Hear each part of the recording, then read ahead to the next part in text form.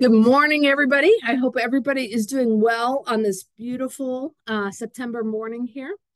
It's so nice to see so many people joining us. For those of you who haven't been to seminars or don't know me, I am the compliance specialist for CTR. Prior to doing this sort of educational or training work, I practiced labor and employment law with a very large firm downtown for about 25 years. And my favorite part was always the educational component. So it's wonderful to be able to do this. I'm a very casual speaker. So if you have questions as we go along, please feel free to put it in the chat or the Q&A panel. And I will get to as many questions as we possibly can. Happy to answer things as we go along and stay at the end if there are more questions. Also, these seminars are recorded, these webinars, I guess I should call them. So, if you miss something or for some reason want to hear it again, you have insomnia or something, it is being recorded. If you want to share it with others, it's being recorded. It will be on the CTR website. It takes us about 24 hours to do that, so give us a little time. We also send out a copy of the slides. And if you're looking for SHRM credits, this is worth one SHRM credit as well. And we'll send out the activity code for that if you've attended.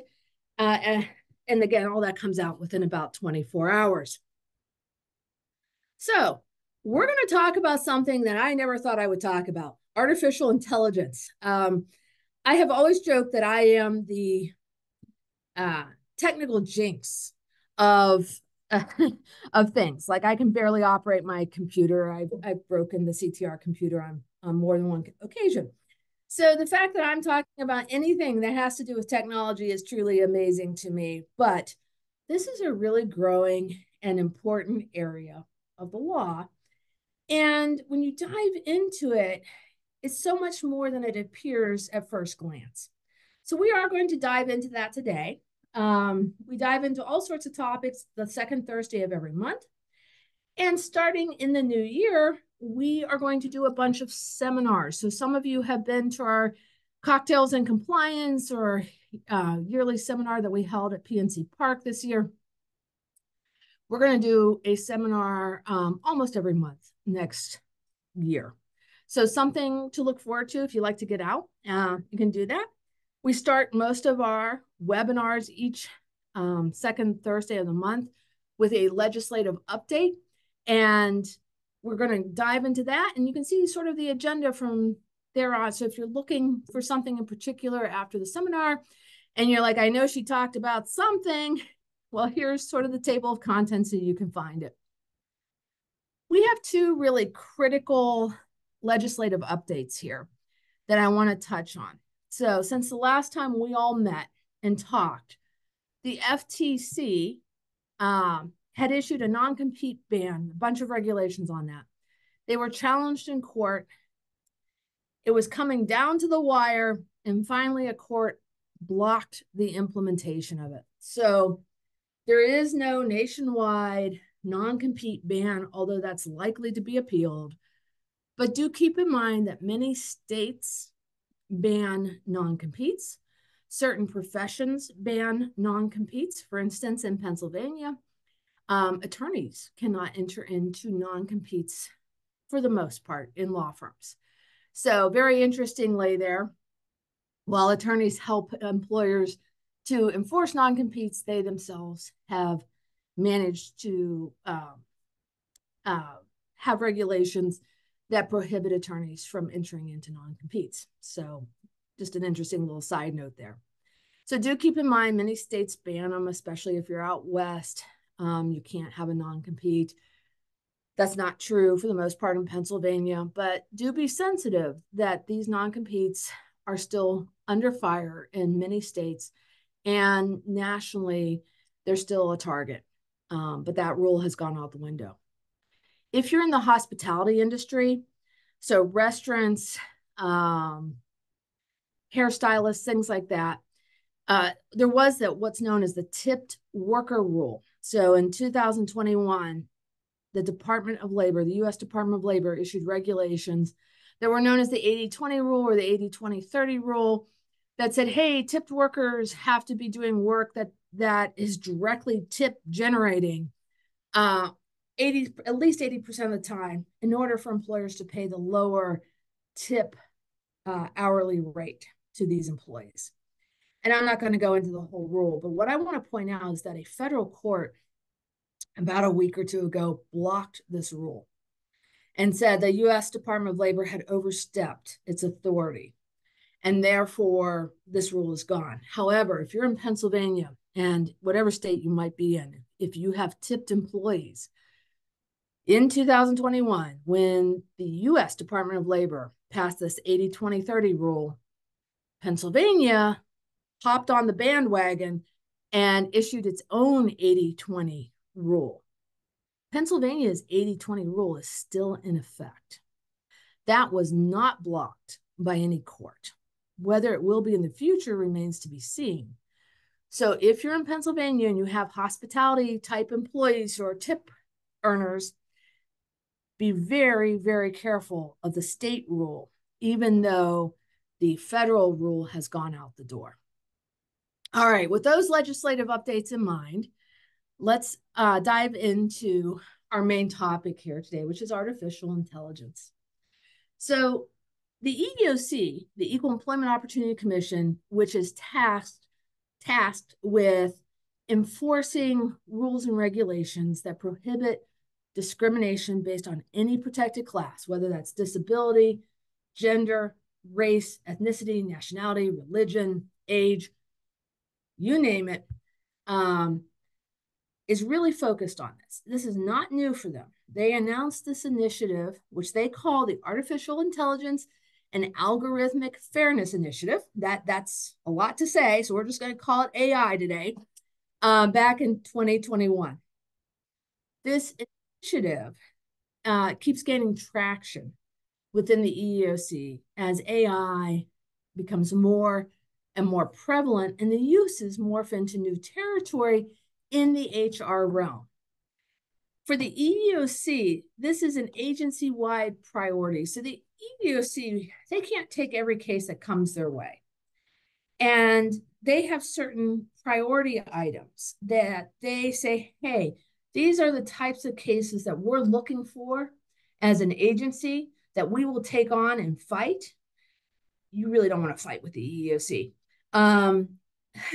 And this is like a hot button for us, right? Every year they announce what their priorities are. This is a constant priority that they have because they feel this is so ripe for discrimination in many, many ways. And we'll talk about where they see the potential discrimination at. So what's the EEOC's role in this? The EEOC has listed 4 things that they view as their own personal role as an agency.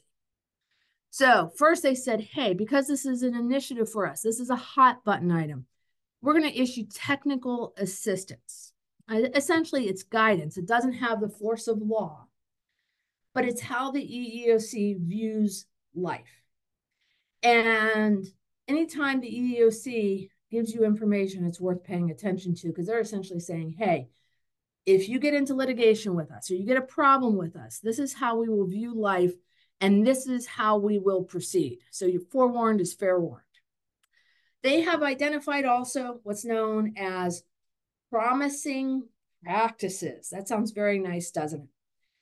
What promising practices are, and we'll discuss the ones that they're recommending. Again, not legal requirements because guidance is never a legal requirement. It's just the EEOC's internal position on how they view things. Promising practices to the EEOC with respect to AI means if you're using AI or algorithms in any way, and we'll talk about the different ways they can be used, then you better have these promising practices in place if you think you're going to be compliant and survive a challenge with the EEOC. They, of course, like to hold what they call listening sessions. So if you look on the EEOC website under their AI initiative, you'll see they've held various webinars to understand the stakeholders here, employees and employers. And basically, you have lobbying groups who attend this and give positions and food for thought to the EEOC about how these things work. They're also trying to gather information about how this is being used, right? The adoption of AI by employers, how it's being designed, and the impact of hiring by AI. And so that's what the EEOC views as its role in AI, is those four elements. And so the most two important ones for you all are really the technical assistance, to be aware of it and be aware of what it says, and we'll talk about that today, and to implement the promising practices that the EEOC recommends. Okay, so the first place that the EEOC has an issue with respect to AI is the Americans with Disabilities Act. And if you think about this, kind of makes sense because websites in general have had challenges under the ADA. And so if we move a step away from this and say, okay, we're not just looking at artificial intelligence or algorithms with respect to employment, if you look at any website, you will see that they have various accommodations so that if I'm blind, it will talk to me. If I have low vision, you can blow it up. If I'm dyslexic, it can read to me, whatever it might be. That has been an ongoing ADA issue for forever, is website compliance. So side note here, as an employer, your websites, whatever you're running for your company, are generally considered public accommodations and are expected to have some level of ADA compliance so that if I'm blind and I hop on your website, I can navigate it with technology that I might have as a visually impaired or hearing impaired or whatever person. So side note, that's not strictly under AI, but it is something to be aware of, that websites are generally viewed as public accommodations and you need to have some level of ADA compliance for your company website. All right, so the first place when we're looking at AI is the EEOC says, hey, we're concerned that if you're using AI or an algorithm or some third-party website or service that uses these algorithms, that the employer is not going to provide the required reasonable accommodations for employees to be fairly and accurately rated by the algorithm. So if we take a step back from the AI and just remember what the ADA says, and the ADA, by the way, applies to any employer with 15 or more employees, and in Pennsylvania, the state version of this law applies to any employer with 4 or more employees. An applicant or an employee must be given a reasonable accommodation in order to try to perform the essential functions of the job. So the reasonable accommodation portion of the ADA requirement doesn't start just after the person is hired. So, you know, if I am disabled somehow, and maybe I can't use the keyboard with my hands for some reason, but you have to fill out an online application to be considered by ABC Company, the reasonable accommodation would be to let me use talk to text, right? And fill out the application that way. So the EEOC's first issue is, where are the reasonable accommodations? The second concern they have, and we'll dive into these a little bit more, is that these decision-making tools will screen out individuals with disabilities, even though the individual might be able to do the job with a reasonable accommodation. So, for instance, if you have an assessment as part of your hiring process and you don't reasonably accommodate the person with the assessment, you might inadvertently screen out that person, even though they could do the job if they were hired with some type of accommodation. The other thing that's actually come up and has been litigated already, and this kind of blows my mind in this day and age, is it doesn't matter if we're using a computer and AI or pen and paper, we're not allowed to make disability-related inquiries. And we have limits on the types of medical examinations we can do. So if I stroll into your office as the candidate, you can't ask me on a paper application, you can't ask me on a computer application, hey, got any health problems? You can ask other questions like, are you able to lift 50 pounds with or without a reasonable accommodation? If there's something open and obvious, you may be able to ask about it. For instance, if I show up and I'm blind, you may be able to discuss how that would impact the job. Unbelievably, though, employers have used technology, and it's been litigated by the ADA or by the EEOC within the last year or two, where they actually were using AI tools to ask folks about health-related conditions that didn't really have any relationship to the job at all. So definitely don't do that one. That will get you in a lot of trouble. Okay, so the first thought you might have is, well, hey, it's not my software. I bought the software from somebody, or I'm just posting a job on a third-party website. What that website that promises me the best candidates ever, and then I'm going to have 60 candidates before noon, does with it is not my problem. The EEOC says wrong. It absolutely is your problem. So there's a concept of agency and agents. That's true for all aspects of discrimination law. If you're using a third party in any of these situations here, right, it's going to help you write performance reviews. It's going to help you with discipline. It's going to help you with employment decisions or hiring or whatever. You are responsible for that third-party software or that third-party website or whatever it might be, because you've chosen to use it. You've assigned essentially one of your responsibilities to that third party. And if they're screwing up, it's on you. It might be on them too, but it's definitely on you. You don't escape liability.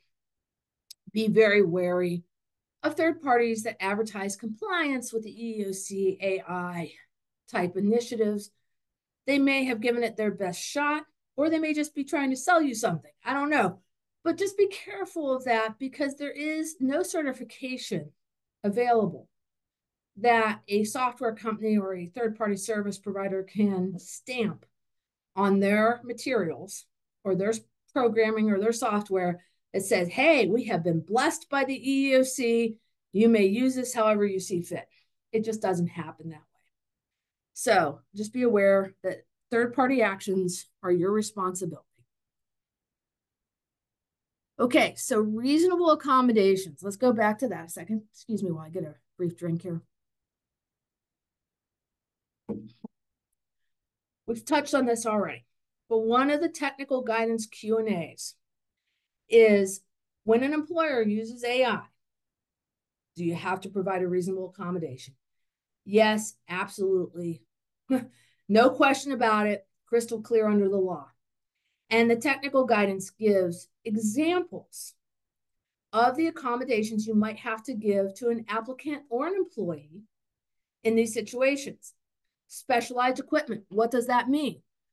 Well, if I'm blind and I'm in your office taking some sort of test or filling out an online application, maybe I need some sort of software that will read to me, because I'm obviously not going to be able to see it on the screen.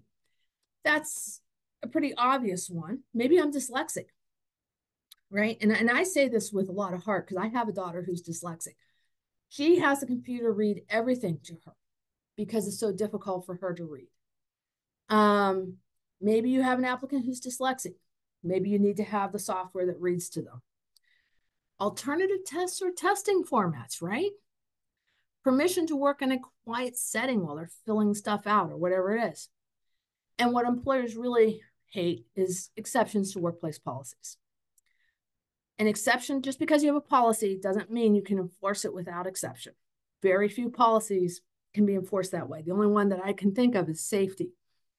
But most policies that you have need to be thought about in terms of accommodations.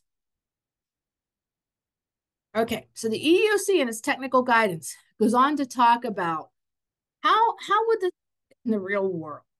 And so they give the example of a job applicant who has limited manual dexterity. Dexterity. So maybe something's wrong with their hands. Maybe something, they have carpal tunnel, they can't type or whatever it would be. And they'd have difficulty taking a test that would require a keyboard or trackpad or some other manual input device. That's the most common way we enter data into a computer, right? Is the keyboard or something. Similarly, if the responses were timed and they had problems with this, they might run into a situation where they just can't complete the test because, or they can't complete the application or whatever it is, because they're just a slow typer because they have some type of disability. So the EEOC goes on in their technical guidance to say, hey, if you have this type of situation, you need to provide an accessible version that they're able to provide responses orally rather than manually as a reasonable accommodation, unless that's some type of hardship. And if we go back to some basic premises under the ADA, it's always the employer's burden of proof to show that it's an undue hardship. That's a very difficult standard to meet, that something is an undue hardship, especially when we're talking about something like this, allowing somebody to do talk to text rather than a keyboard. That's such a common accommodation across many fields and industries that most employers would be required to do it and would not be able to show that it was an undue hardship. And also, just to take a step back, under just typical ADA law, the thing employers like to say the most is, hey, it's too expensive. I'm not buying talk to text. I can't afford that. Using financial hardship as a reason for the undue hardship is the worst argument you can possibly make in almost every situation.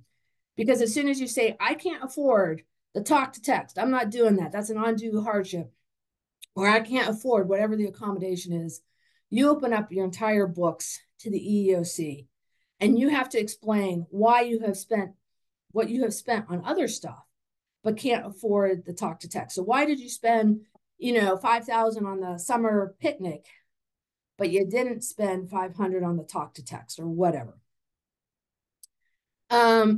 So they go on to give other examples here, like screen readers and things like that, alternative versions of any test or something along those lines. And frankly, one of the alternatives, one of the accommodations may be, hey, we're not going to use AI or algorithms with this candidate. We're going to go back to pencil and paper and have them fill out an application, or somebody's going to help them fill out an application if they need that accommodation. So an accommodation may be just ditching the whole computer system altogether for the applicant and saying, hey, we're going to do it an old-fashioned way. Keep in mind that if somebody is asking you for an accommodation, and we'll talk about how that can come up in this context, the ADA requires that you keep that information confidential. So let's work through an example of that. That information has to be kept in a file separate and apart from the employee's personnel file. It should be under lock and key somehow. That doesn't necessarily mean you have to attach an actual lock to the file, but you're going to keep it confidential and away from the rest of the personnel file. So let's work through that example. I am the applicant and I say, hey, I can't fill out the online application because I'm dyslexic and I need a screen reader. Or I need a screen reader because I have carpal tunnel syndrome and I can't use my hands, or whatever the issue is. And so we either use a screen reader, which unfortunately picks up some typos when I do talk to text. And so my application has typos in it, but everybody else's application doesn't have typos.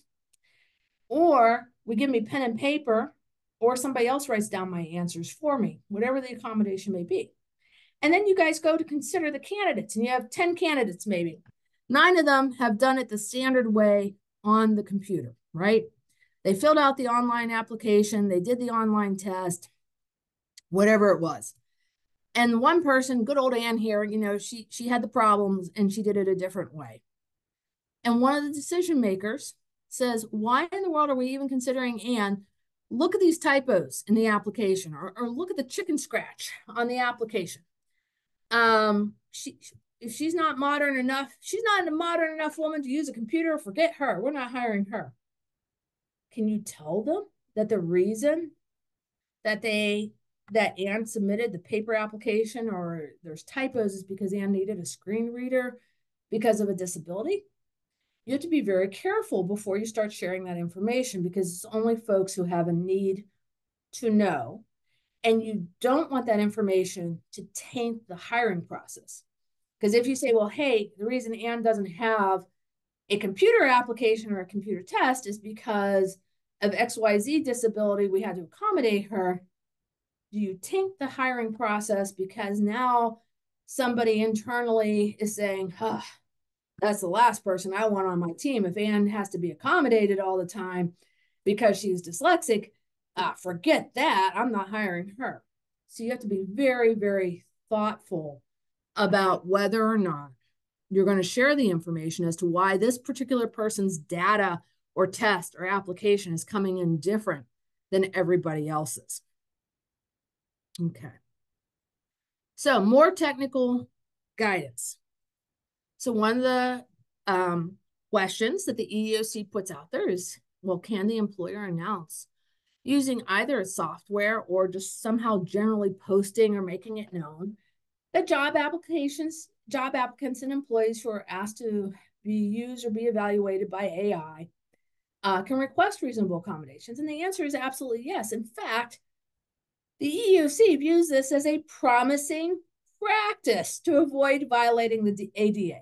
The EEOC says, hey, if you're going to use AI, remember, we the EEOC, came up with promising practices that we want to see employers implement. We can't require you to do so because it's not the law, but golly gee, you should take our advice to heart.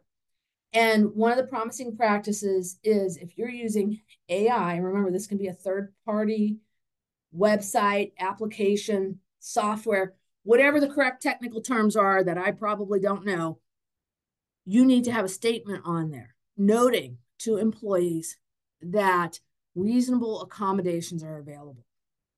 And of course, it makes sense that you would, I'm sorry, getting ahead of myself here, that you would tell the employee what exactly they're about to face with respect to what they need to do on the website or the software, or whatever it is, and how to get that accommodation, right? It doesn't really help to say, hey, we'll give a reasonable accommodation if you ask, and then not tell the applicant or the employee who to ask. You don't want them. You want to control this process because you don't want them just asking the receptionist or whoever they see in the hallway, how do I get a reasonable accommodation? That will go awry for certain. You want them going to you as an HR person so that you can control this and make sure that applicant or employee gets the right answer and doesn't receive incorrect information from somebody in the organization. So if you're using AI or algorithms or websites or third parties, whatever it is, the promising practice that you should implement to be on the right side of the EEOC is putting some type of statement out there, noting that accommodations are available at this stage of the game, whatever you're doing with this application, testing, whatever, and that here's how to request one. All right, so those are sort of the reasonable accommodation issues. The EEOC also worries about what they call screen out issues. So what's a screen out issue? A screen out issue is essentially saying, hey, the software, the AI, whatever it is going to inadvertently screen out employees who have disabilities who could otherwise do the job. And how are they going to screen them out? Well, they give some examples here. So the first one, and if you think about this, this could come up, right? Is you have some type of chat bot that might be programmed to reject applicants who during the course of a conversation, which if I personally, anytime I've ever tried to use a chat box, have not found it to be a conversation, but whatever, that indicate they have significant gaps in their employment history. Now, that wouldn't have to just be a chat bot. That could be an online application that says, hey, it uses an algorithm to send applicants to you who only have a solid employment history and don't have a gap of more than 6 months or whatever on the online application. That would seem like a good rule to have, right? If you're looking for somebody with a steady employment history. However, the EEOC points out that a gap in employment could have been caused by a disability. So whether it's the chatbot or the online application algorithm that says, hey, we're only looking at applications and we're only going to send applications to employer ABC who have consistent employment histories that have a gap of less than 6 months or whatever the standard is that you want, you got to be very careful. Because what if Anne had cancer and was out for a year getting treatment? And all of a sudden I get screened out, even though today, here I am, I could do your job. And the only reason I'm getting screened out is because I had a gap in my work history due to a disability. You could certainly screen out other people who have gaps in the employment history for other reasons that aren't protected. But in my case, you have actually discriminated against me. All right. So you can also have screen out issues where you have software or something that analyzes an applicant's speech patterns. This is another example that the EEOC gives to reach conclusions about their ability to solve problems. So what if the applicant has speech impediment?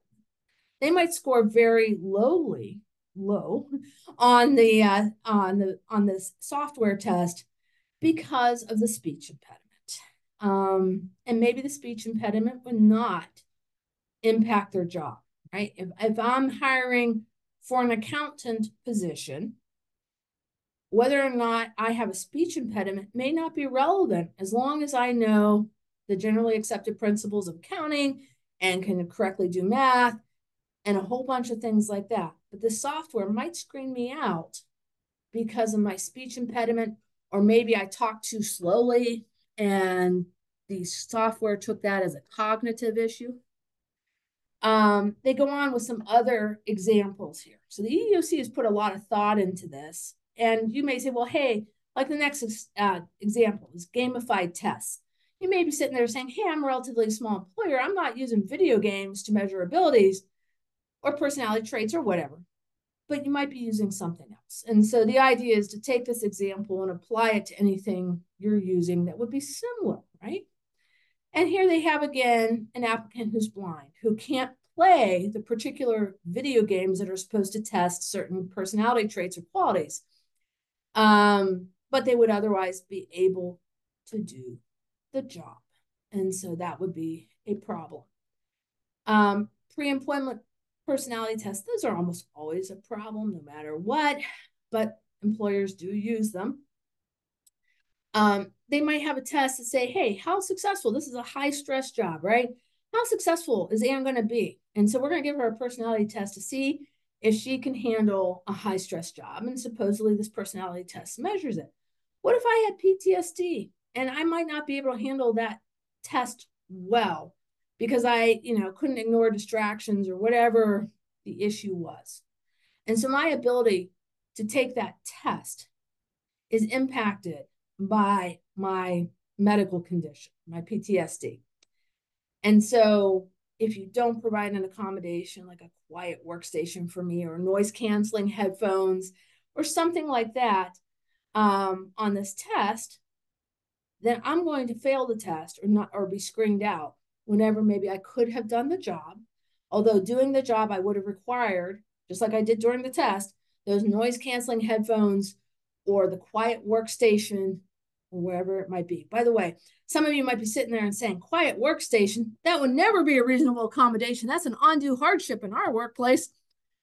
And I have to tell you, that's a difficult accommodation sometimes, but it happens. People, for whatever reason, they have migraines, they're easily distracted, they have ADHD, they need a workstation. And generally what ends up occurring is you give them an office.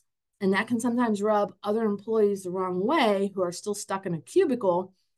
But the test is not whether other employees are going to be happy or not. The test is whether or not it's a reasonable accommodation and can we find a location for the person with or without headphones or whatever it might be, with or without a real office as opposed to a cubicle that might be appropriate for the person. Okay. So what can we do to reduce the chances that somebody's going to be screened out because of an algorithm? So the first question you really want to be asking, especially if you have a vendor, is did the third party, did the website owner, whoever's promising you the 60 applications before lunchtime, that are going to be the best employees ever, have they made their interface accessible to as many individuals with disabilities as possible? And so there are some fairly easy ways to establish that. If you ask the vendor, well, how would you handle it if somebody's blind or somebody's hearing impaired or whatever it is? Are the materials in alternative formats, right? This is being proactive. This is thinking ahead. We know we're going to get folks who are disabled. That's just a fact of life. And so what have we done to be proactive? And by the way, there's people out there who are disability advocates who test websites and test software looking for problems so that, and then they sue. And they make their living out of doing that to say, well, hey, you know, this hotel's website wasn't disability friendly. I couldn't access it because I was blind, or this company's website, or whatever, or this online application program. I couldn't submit an application because it would only let me do it if I could actually see what I was doing. I'm picking on being blind, but obviously that is a more global issue of I can't do the application because of whatever my disability is. Okay. Did the vendor attempt to determine whether the use of the algorithm disadvantages individuals with disabilities? That's a really tough question to ask a vendor. And that takes a lot of statistical data that I think a lot of vendors up to this point have not invested the time, money, or energy in to figure out. Maybe some have. And sometimes even the best laid plans go awry, right? And you don't know what lurks out there, whether there is part of their programming that will turn down candidates that you haven't even thought about how to accommodate who might show up. But those are the questions, when we talk about promising practices, that the EEOC says, hey, if you're using a third party or you're buying software or whatever it is that will broadly put under the umbrella of AI, these are the questions you should be asking. And if you want to be on the right side of the EEOC, you probably should say, hey, I tried to inquire into these. These are the answers I got. This is why I moved forward with it, whatever it might be. Or maybe it does give you pause for reconsideration. All right. Obviously, the other promising practices that they recommend here are clearly indicating that there are accommodations available, including alternative formats and tests. Providing clear instructions for requesting a reasonable accommodation. Again, that is just both common sense as well as a good business practice, because you don't want an employee who might have to take a test for promotion going to their supervisor and being like, hey, I really need more time on that test. And the supervisor, not knowing what he or she doesn't know, says, oh, forget it. Everybody only gets 60 minutes. That would be an impermissible rejection of a request for a reasonable accommodation, and the supervisor acts with the authority of the company. You want that request going to you as the HR person. And again, you want them to know what they might need an accommodation for, so that you want them to understand what the tool is and what you're trying to measure before they take it or before they start filling things out, so that they know whether or not they need an accommodation. All right. So those are some of the ADA issues, some of the best practices, some of the concerns that the EEOC has. They focus a lot on the ADA. If there's any questions at any time, please feel free to ask. Title VII issues. So the EEOC says, hey, in addition to the ADA, we're concerned about Title VII. Title VII covers basically everything that's not the ADA. So gender, race, ethnicity, nationality, religion, whatever it might be, any protected class, the EEOC is saying, hey, we're worried about AI and discrimination with respect to negatively impacting those protected classes. And their biggest concern is what's called disparate impact discrimination. For those of you who hung out with me last month, we did a whole webinar on what is disparate impact discrimination. And I won't bore everybody with it again, but essentially we're saying, hey, we're going to assume that you're not directly discriminating. In other words, you're not overtly saying, hey, Ann, what race are you? Or gosh, you look like you could be over 40. We're not directly asking that with AI.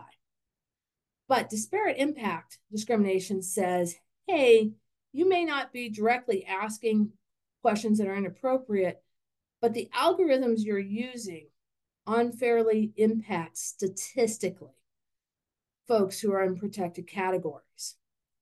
They're concerned, the EEOC is concerned that AI learns from and incorporates historical information that obviously contains biases and possibly discriminatory intent or discriminatory premises from historical documents and content. And so it may build in statistical advantages or disadvantages unknowingly. And that's really tough because this is assuming we're not doing this intentionally. It's a statistical impact on folks that we've unknowingly created because of the AI or the software or whatever. So what does the EEOC say we should do? It says we should look at selection rates. So what is a selection rate? Essentially, they're saying, hey, you look, if you can tell, and sometimes you can't always tell, right? If I have a group of white individuals and a group of black individuals, and they give an example here, 80 white individuals, 40 black individuals take a certain test. And of that test, 48 of the white applicants get the thumbs up and 12 of the black applicants advance to the next round. If we look at that statistically, that's 60% of the white individuals, but only 30% of the black individuals. That's statistically significant and may indicate disparate impact discrimination that's being promoted or fostered by the AI or the website or whatever it is. What's really challenging is federal contractors have to collect data regarding race and disability and other things, but your regular employer isn't necessarily out there collecting it, and you may not be able to. You know, if you use a third-party website that's going to send you those 60 applications before lunchtime, you may have no idea what that third-party vendor screened out, right? The vendor may have no idea either until you get that class action lawsuit on your doorstep that says, because just like there's disability testers, there's testers for discrimination as well, for lack of a better word, that look at these websites and say, hey, you know, this many of us applied and the selection rate was really low. And we've seen things like that make national news too, where somebody submits the same resume, but all they do is change the name on the resume. And in resume A, they may have a name that appears to be ethnic somehow, of some specific race or ethnicity, but on the other resume, they put a name that might be more traditionally considered to be a white name. The person gets hired with the white name, but doesn't even get called back with the name that might be more representative of a certain ethnicity or race. Same thing here, right? We may not know what our selection rates are until we have a problem. So we do have to be careful of that. Promising practices, according to the EEOC, we're going to train our staff. So if we're using AI or algorithms, or we're promoting websites and we're putting that message on, hey, if you need a reasonable accommodation, call so-and-so, the presumption is we have trained that person to recognize the problem, address the reasonable accommodation within the software or website or whatever it is, and to make a decision about whether or not that is a reasonable accommodation that we can offer. So you need to have somebody trained. You want to make sure the AI tools only measure abilities or qualifications that are truly necessary for the job. And of course, before purchase, you want to check with your vendors that they're not asking questions that are likely to elicit inappropriate information. So this goes beyond, you know, we're not going to ask Anne what race she is, but questions like, hey, do you have kids, right? We all know those questions. The same questions that are bad to ask in person are bad to ask in your software or your website or with your third party or whatever it is. So you want to make sure that's not in there as well. So those are the three main promising practices that the EEOC views as appropriate to help your AI software, algorithms, whatever, be appropriate for the workplace. All right, we have actually finished early, which is great. If there are questions about this or anything else, please let me know. If you guys have topics that you would like to see covered in the future, please let me or your CTR rep know. Be happy to cover whatever and go from there. Next month, I believe we're covering part of the ACA. So we'll touch on that because this is the time of year everybody gets to start filling out forms and figuring who was or should have been on their benefits. And then for November and December, we'll do some year-end wrap-ups about what occurred this year, what we're looking at next year, particularly depending on how the election goes. So please join us for those as well. Otherwise, enjoy this beautiful weather and take care. Okay, so I got a couple questions. First of all, the people who said thank you, you are quite welcome. I like doing these, so I'm happy to help. Somebody said, what are some of the well-known AI programs that provide these services? So there's lots of online services that offer the 60 resumes before lunch, right? Or you can post your job on Indeed or Monster, whatever it is, and you've got your job posting out there. How are they selecting the candidates who actually come to see you? Some of them offer services that they pre-screen and pre-select and do whatever. So you have to be thoughtful about those. There's also HR companies and places that provide testing of different types. And sometimes that testing is really important, right? If I'm a carpenter, I need to be able to use a measuring tape and do at least some basic math with that.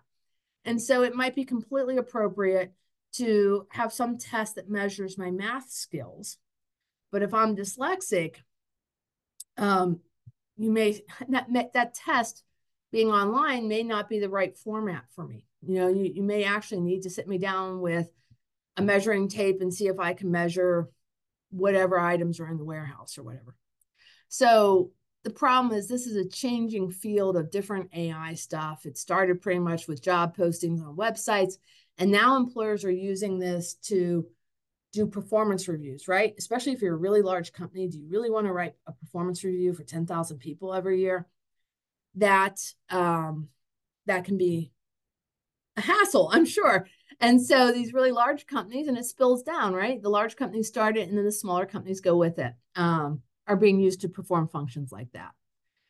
Do SHRM recertification credits get emailed out with the recording? Yes, you will get an email that gives you the activity code. It's good for 1 credit, 1 hour credit of that. Our seminars, that if you come to those, are usually worth a little bit more, maybe 2 hours, depending on the length of it. Somebody's asking, did you say copies of the session will be sent out? Yes, the PowerPoint gets sent out. It also gets posted. Do give us a little bit of time, just because I don't do that. I started the session by saying, I'm like the technical jinx. I've broken my computer a few times for CTR. They don't trust me with that. I failed the test for that one. So other people do it here, and it takes them about 24 hours or so to get that out.